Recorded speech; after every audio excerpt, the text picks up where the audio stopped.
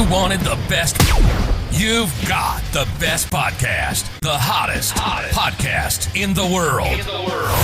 The Chris Voss Show, the preeminent podcast with guests so smart you may experience serious brain bleed. The CEOs, authors, thought leaders, visionaries, and motivators. Get ready. Strap yourself in. Keep your hands, arms, and legs inside the vehicle at all times, because you're about to go on a monster education roller coaster with your brain. Now, here's your host, Chris Voss. I'm Moses Voss here from the ChrisVossShow.com. Welcome to the show, my family and friends. She does such a wonderful job of that, doesn't she? I'm so glad I don't have to sing that after 14 years. I'm sure my audience is so sick of singing that to me. But I haven't had anybody, we didn't do a show. We did CS remotely. So I haven't had anybody run up to me yet and sing the Chris Voss Show like they normally would. Only I guess they have to do it in the operatic voice. So that should be interesting to see at NAB show coming up here. Welcome to the big show, my family and friends. We certainly appreciate you guys. As always, we're bringing you the smartest people in the world. None of them are me. That's why we have guests on the show, so we can have smart people. The CEOs, the billionaires, the White House presidential advisors, the Pulitzer Prize winners, the authors, the people who spend their lives going through their cathartic moments, learning the lessons of life, and coming on the show to share all of it with you, to make your life brighter and happier. And maybe you can skip some of the pitfalls they fell into, or maybe you can figure out how you can quickly get to resolving some of the similar issues you may find with our guests. He is the author of the newest book called Chasing the High, an entrepreneur's mindset through addiction, lawsuits, and his journey to the edge. Came out May 31st, 2019. Michael G. Dash joins us on the show, and we'll be talking to him about his book, his insights, his experience, and what you can learn from it. Michael G. Dash spent over 20 years in the recruiting and staffing industry, working with a range of hiring managers and human resource professionals at companies ranging from international Fortune 500 companies to startups. After spending his first 5 years in the industry in New York City, he followed a business opportunity in Salt Lake City, Utah. We're visiting there now, where he and a business partner started Parallel HR Solutions. Well, at Parallel HR, he helped thousands of candidates find employment in a variety of industries, resulting in over $30 million of business over a 12-year period. Additionally, he's an entrepreneur, best-selling book and author and retreat creator and host of Live Life Activated, executive personal development coach and philanthropist. Welcome to the show. How are you, Michael? Thank you so much. What an amazing introduction. You just came up with that yourself. I love it. Thank you so much. I did. I just made all this stuff up. No, I didn't. This is your email. There you go. I'm not that creative. I'm not that good. I put it in ChatGPT and it just spit it out. So welcome to the show, Michael. Give us the .coms. Where do you want people to find you on the interwebs? Yeah, my website's www.michaelg-.com. You can find information about my coaching and my retreats, and find me on Instagram at m-1, at MDASH1. And then I know you're going to post everything to LinkedIn, where all of us like hanging out. So there you go. All the social media out there. So give us a 30,000 overview of your book, Chasing the High. Yeah. So after, I grew up the son of an entrepreneur, and I was taught early on that if you want to succeed in life, you're the first one in the office, you're the last one out of the office. Mm-hmm. You outwork everybody, and that's how you get to be successful. And back then, that's what I believed. So everything was grinding for me from an early age. And I started working for my father when I was 8 years old. And the warehouse guys, who were great guys, he had an import-export business and a retail store around China and collectibles, which nobody's really into these days. But back in the 80s, they were. The warehouse guys that I worked with, they thought it would be a good idea to take me down to the horse track. So I went to the horse track, and with the money I had from working for my dad, I started gambling on horses. And it was a brilliant experience. And then I went to Thanksgiving, and my uncle introduced me to sports gambling at 10 years old. So 10 years old? Holy crap. 10 years old. I would watch the games with him. He was so excited when everybody else was eating turkey and stuffing, and he'd be watching these games, and he was my favorite uncle. And I asked him about it, and he told me, like, if you give me $10 and you circle 4 games on this sheet and you get them all right, you'll win $100. Oh, And wow. I was hooked. So I borrowed the money from my father, and the first bet I made, I won, and that was the worst thing that ever could have happened to me Oh, wow. because I was off to the races, and that started a 20-year addiction. Wow. Do you think you had an addictive personality, or would you think that maybe the imprint of such a young age, made a difference? I think I had an addictive personality based on my father, and my father worked hard every day, long, long hours. That's addiction in itself. That later transferred over to me in my work history and everything else I did in my life. So I imagine that I inherited an addictive personality. There you go. It's usually found in the personality, in the build. I don't know what creates that. I don't even think. Well, I think sometimes it's genetic. It depends on alcoholism. I know it's genetic and different things. Anyway, so you write your story in this book, Chasing the High. Somewhere in here, you become an entrepreneur. How do you go through that journey of being an entrepreneur and doing that while you're also, being an entrepreneur is kind of a gambling in and of itself when it really comes down to it. Exactly. And, it started for me in college where in high school, I was a pretty straight-laced kid, president of student council, did 3 sports, did the whole thing. I went to college. I went to a big college, University of Maryland.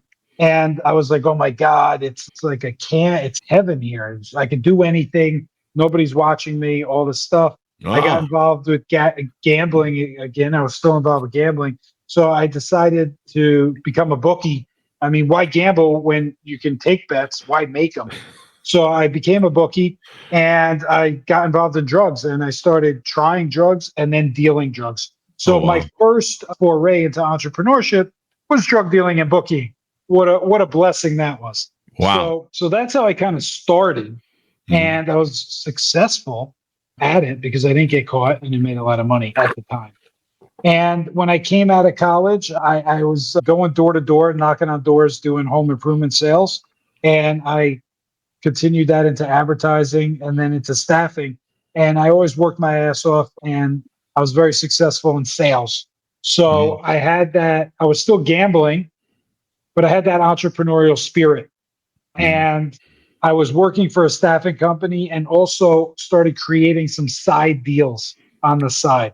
So that's how, and I did a deal with E-Trade Financial at the time in New York City. They had no business, but they said if I knew somebody in Salt Lake, they had 200 positions to fill. And I knew one person outside of the metropolitan area where I was working who was involved in staffing, and she happened to be in Utah. So by the grace of God, that opportunity presented itself. I followed that opportunity. I filled all those positions with her. And that allowed me to leave my job in New York City and start this new business with her in Salt Lake. And that's when I moved my life out to Utah. Now, what was your life like during this time? You're starting a business. Were you heavily gambling the whole time? Were you constantly, did you borrow money at all? Were you constantly, right, just barely staying ahead of the avalanche of crashing behind you, or were you hitting money and being successful, I guess? So at the time, I was making good money at my job, and I lost it all, but I didn't lose more than I had. So I was always like I would get paid on Thursdays, and I would wait for the check to clear. I would get paid on Tuesdays. I owed the booking money on Thursdays. So I'd get paid on Tuesdays. I'd wait for the money to clear. Then I'd go hustle across town in New York City to pay the bookie and get back to work and tell my bosses I was at a meeting when I wasn't really at a meeting. I was paying my bookie. That was the meeting. I wasn't at a meeting. I was paying the bookie. And at that time, though, right before I followed this opportunity, I had stopped gambling. I started going to Gamblers Anonymous.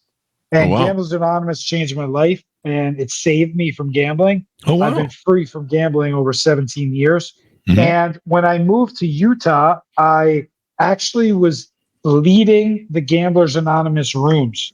So I was the leader in those rooms holding the meetings. So at the time, the gambling wasn't an issue. However, I was addicted to cocaine.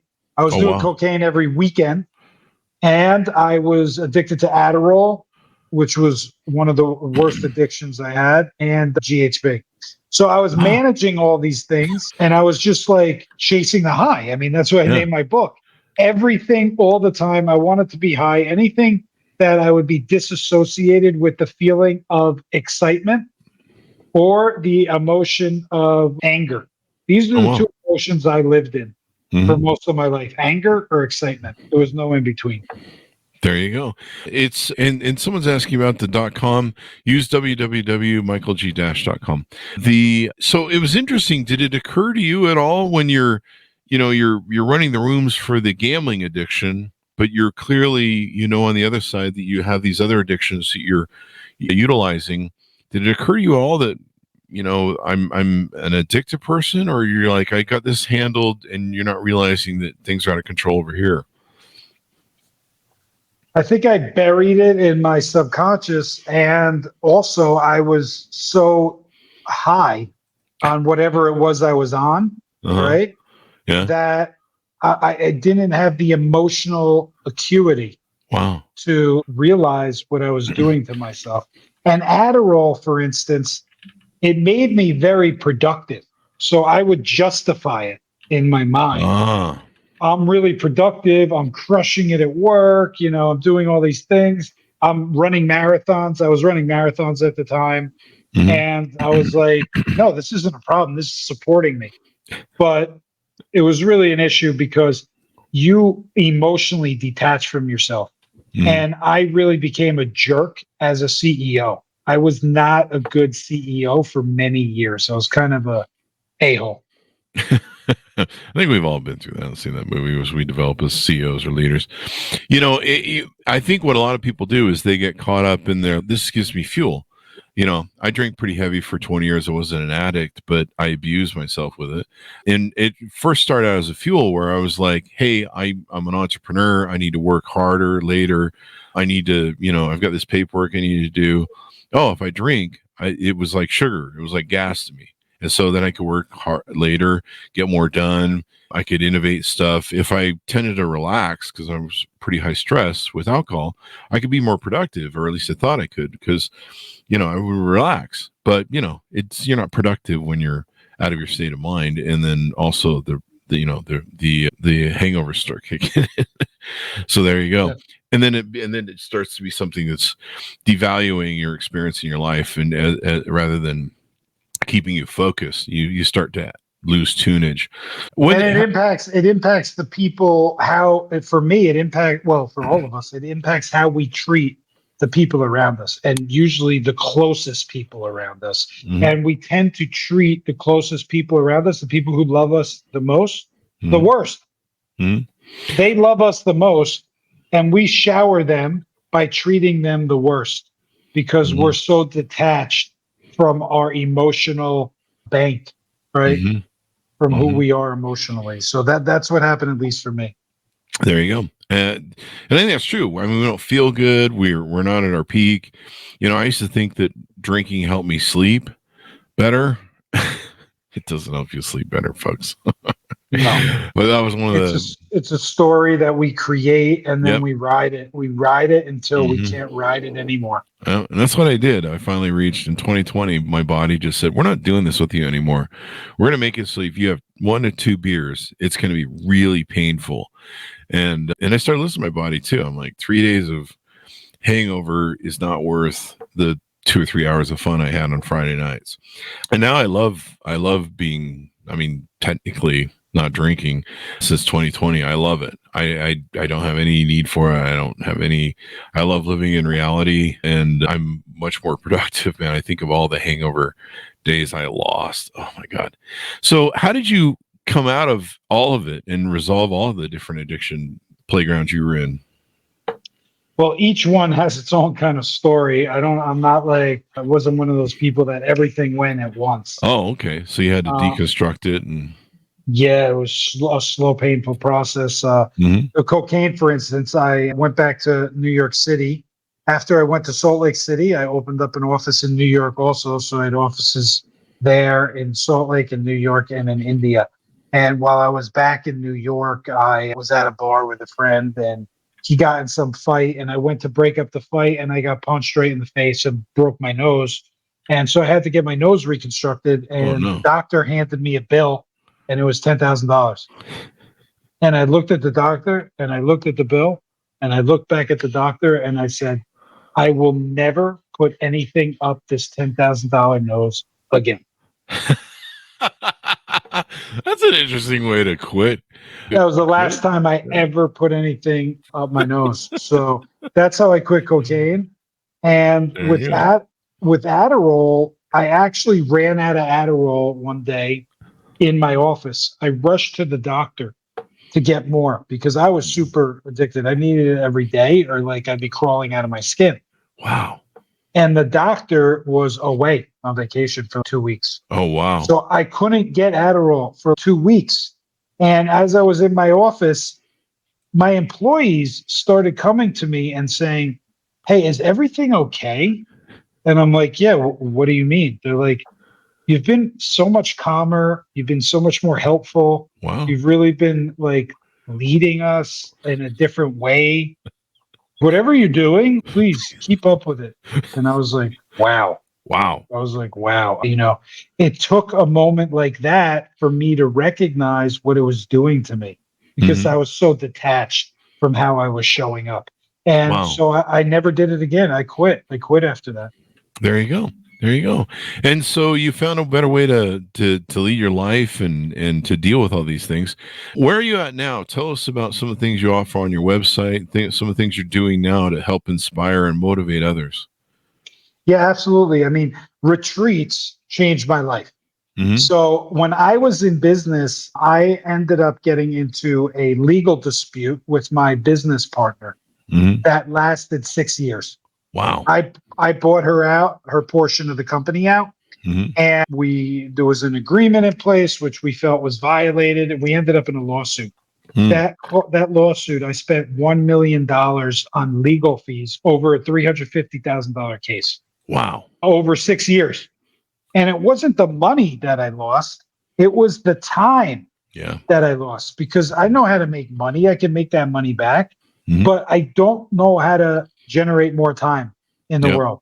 Yep. If you do, let me know. I'll be there soon to find out the secret. Yeah, we'd be trillionaires if we had that baby nailed down. Sell that for money. Absolutely. I wasn't, it was a retreat in 2016 in Bali that I went to. I didn't even know what it was. I just knew it was Bali, and I had just seen Eat, Pray, Love. I was like, all right, I'm going over there. I have an office in India, so every time I went to India, I would explore another country while I was traveling. So I went to Bali, and I went to this retreat, and it changed my life. There were two people up there talking about manifestation and synchronicity, and I'm from Jersey. I'm a Jersey guy, right? I stood up and I said, manifestation. I'm like, that's a BS. There's no such thing as manifestation. It's if you work hard, good things will happen to you. That's manifestation. Synchronicity? No, it's called coincidence. Like things happen in life. They don't have to have some meaning all up in, the frequency of another like level and yada, yada, yada. And these people were like, let's talk after the session's over. So I spoke to them and they were teaching about how to connect with your intuition and your intuitive guide and allowing your intuition to guide you in the decisions you make, even if your conscious mindset can't make any sense of it. And I decided to take their course and it shifted my life. It shifted how I was thinking about things. And eventually a year later, I settled my lawsuit. And at that time, I kept going to retreats. I ended up selling my business. I sold my houses. I sold everything I had to pay off this lawsuit and start all over. There you go. And that's when I wrote the book, Chasing the High. And I just kept going to retreats. And after about 15 retreats, I started running my own retreats. This shirt, Activated. It's my retreats are called Live Life Activated. And I took what I learned from all these retreat hosts all over the world, the best of the best, and put my experience into it. and created these retreats where we focus on aligning our physical, mental, emotional, and spiritual practice with our mission and vision in life. And so I'm running my 6th retreat this year, June 8th through 13th in Costa Rica. The Live Life Activated retreats. If anybody's interested, you can find shoot me a message and we can set up a call. And it's really for high performing entrepreneurs, and they've been completely transformative. And it's my passion. It's my baby. So that's one of the areas that I'm focused in. And I'll take a breath so I can take a sip of water.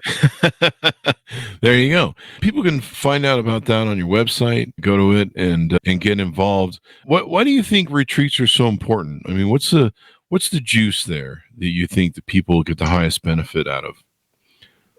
Well, first off, when you're immersed in an experience, let's say a 5 or 6 day experience, and you're disconnected from the day-to-day rat race that most of us are in, you really have the ability to look inside, to slow down, to really dive in as what is important to you and what do you want out of your life. Is the way you're living right now working for you? Is the way you're living right now aligned? And that's what I'm an alignment expert, and that's what I focus on. And I can drop you a link. I have a free alignment assessment that any of your viewers can hop online and download. And it basically allows you to look at how you're planning your day. Look at how you're showing up in your day, what activities you're spending time on, and how aligned with those activities are with what your mission is in your life, what your vision is in your life. And it really brings awareness, first off. And before you could change anything, you need to have awareness. And once you have awareness, then you can start making shifts in your life. So at these retreats, we focus on things like this. There's various workshops. We do ice baths. We go on hikes to waterfall. We spend time in nature. We really connect and bond with high level, high conscious individuals. So then we build a community and we're able to support each other when we leave there as well. So there's transformation that happens there, and there's support when we leave there. I think that's why these are so effective. Definitely. And getting out of your environment, I talked about that, where for me it was really important, especially on like weekends, to get out of my environment, and that way I could get out and I could innovate. And when you get out of your world, you can see your world from the outside, at least how I can approach it with pattern recognition. And, when you're in your world, I would always be trying to innovate in my office, and I'm just, you got a million fires going off, people's in your face, you got, you see a million things you need to fix. So your ADHD is going off. But when you leave your environment, sitting in an office is not inspiring. That's true. There's no inspiration there either. There's no inspiration. So your creativity is out the door when you're sitting between those four walls, which for most of our lives, we've been convinced that's how you work. Yeah. You're like, I had Steve Jobs do this in his office. But yeah, so he probably didn't. He was probably on an acid trip somewhere, and that's where he did it. And he took all the downloads from the acid trip and went into his office. That's probably the truth, actually. I'll have to ask some of my friends. But but getting out of this space, and like you mentioned, getting someplace beautiful or someplace inspiring, I would run off to Catalina Island or do bed and breakfasts or go someplace in the countryside, somewhere I could get a long drive. That's, for some reason, a long drive would really help me out. Just I don't know, feeling the car move and the road moving underneath you. You're going somewhere, something mentally thing that really I really enjoyed. But yeah, I can see about how getting out of the little rat race we've all built and we all process every day kind of help kind of interrupt that and give us a chance to introduce some different patterns to that. I don't know, maybe that's a good way to describe it. Yeah, for sure. It's super important to get out in nature also and clear your head. Mm-hmm. And that's where you can really get some good downloads and everything. This is why on the cover of my book, I climbed Mount Kilimanjaro. And the cover of my book here, that picture is from the top of Mount Kilimanjaro. Oh, wow. I hit the top of it. And it was one of the best experiences. I got so much inspiration from that, from just being out in nature. And I was raising money for Leukemia Lymphoma Society at the time. So we had a group of people focused on a task, focused on, supporting this beautiful, amazing organization, and also achieving something we never achieved in our life, which was climbing to the top of this mountain. So it's kind of similar to the retreats. We're all there for a reason, to increase the level of consciousness, to find alignment, to find happiness in our life and joy, and to educate ourselves and support each other. There you go. There you go. You have something on the retreats called the Wisdom Trust. What is that? Called what? I'm sorry? The Wisdom Trust? Not on these retreats. Oh, not on these retreats. Okay. I'm clicking on your website under retreats. There's some link there it's going to.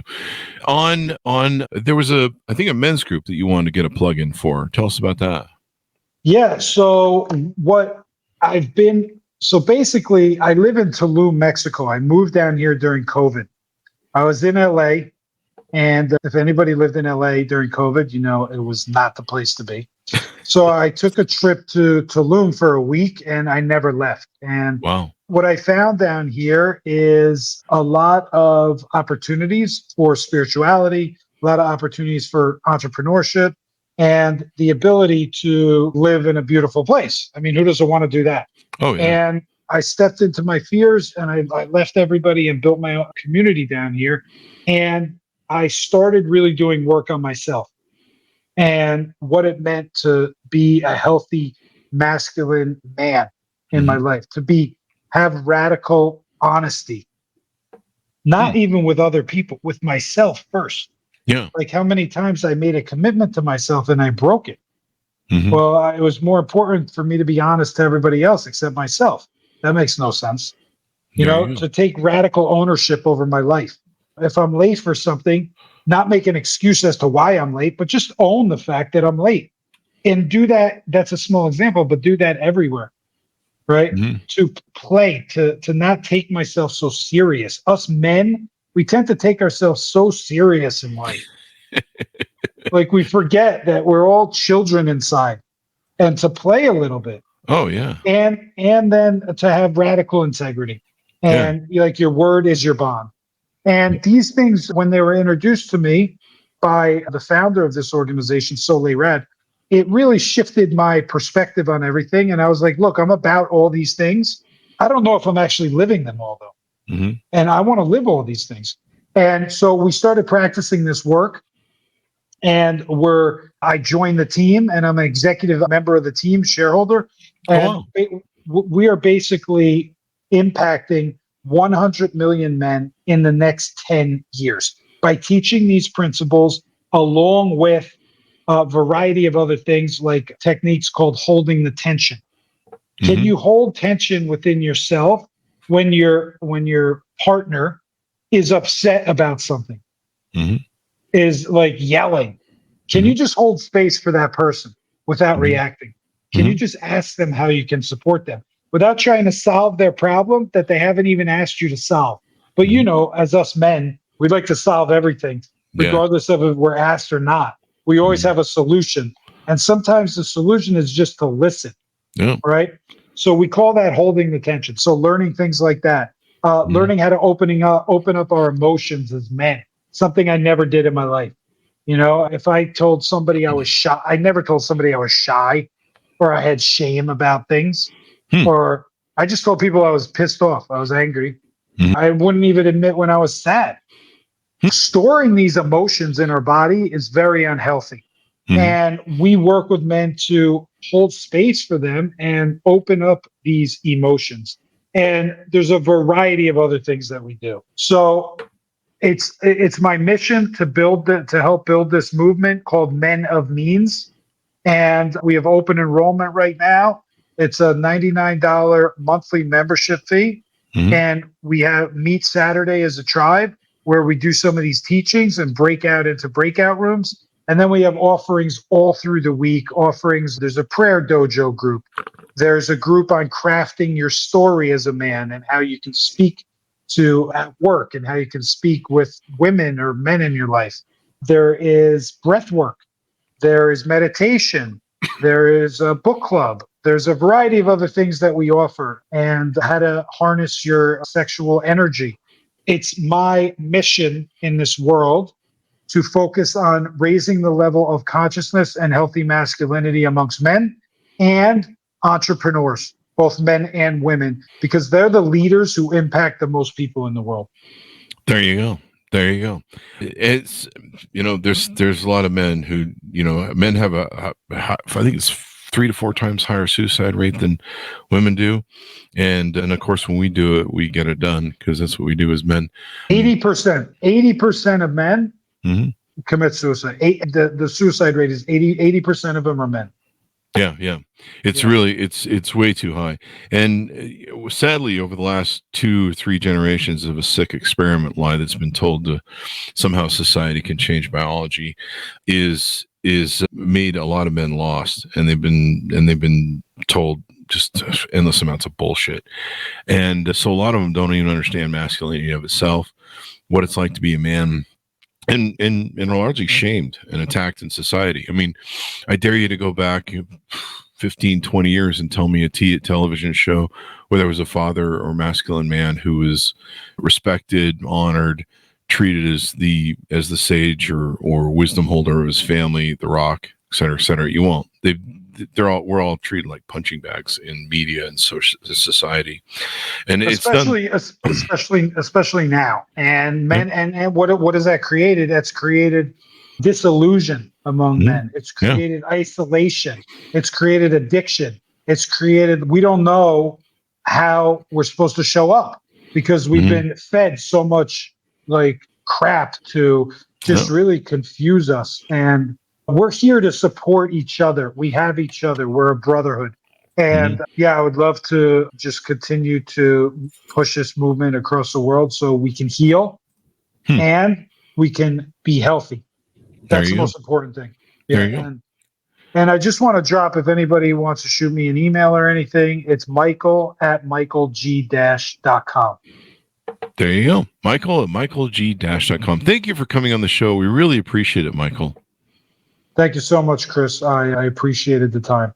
Thank you. And thanks, Manis, for tuning in. Is there any other .coms or websites you want people to go to, Michael? No, if you're interested in my book, Chasing the High, you can hop on Amazon or Audible. It's on both. I read it on Audible. It's a great read. It's a quick read. It's about 140 pages, and it's great insight if you had any sort of addiction or lawsuits or entrepreneur challenges in your life. This is the book to get. There you go. Entrepreneurs and lawsuits. That's always seems to be those two always go hand in hand, especially when you become successful. People send you shakedown lawsuits. They're lots of fun people, but it lets you know you've arrived. Yeah, that's what they say. You haven't been. You're not a success till you've been sued. Yeah, well, people are like suing you because you're rich. I've been told that. Why are you suing me? Because you're rich. You can afford it. Okay, well, thanks for that. So there you go. Yeah, it's just it's a passing of the torch or the time or whatever. Anyway, thanks, Michael, for being on the show. Thanks, Manis, for tuning in. Order the book wherever fine books are sold. Chasing the High: An Entrepreneur's Mindset Through Addiction, Lawsuits, and His Journey to the Edge. Thanks for my audience for tuning in. Go to goodreads.com/Chris Voss, linkedin.com/Chris Voss, Chris Voss 1 on the TikTokity, and Chris Voss, Facebook.com. Be good to each other. Stay safe, and we'll see you guys next time.